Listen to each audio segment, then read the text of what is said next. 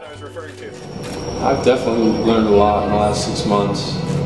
I feel like I've taken a course in the music industry in general over the last 10 years, trying to sort of get to this place. I've had another deal, I got dropped, I've learned how to deal with getting back on my feet.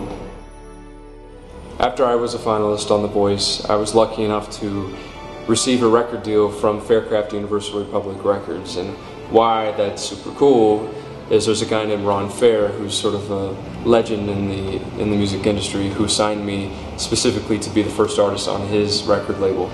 There is a little pressure to be the first artist on a new label, but I feel really confident in the music that I made, and working with somebody like Ron Fair who just lives and breathes music. He signed Christina Aguilera, so it's a very, very small world and how that all worked out. We both had song ideas that we wanted to throw into the mix. I had songs, 100 songs probably that I'd either written or loved that I wanted to present.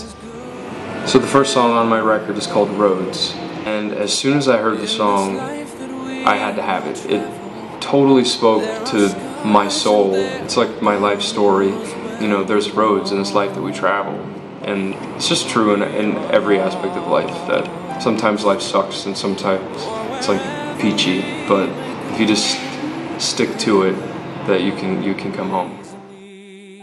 Well, Ron Fair, who's my executive producer, brought this idea with Paul, and my excitement went through the roof because I'm such a huge Frank Sinatra fan, and to know that Paul Anka is going to tweak this iconic song after all these years for me on this record is really amazing.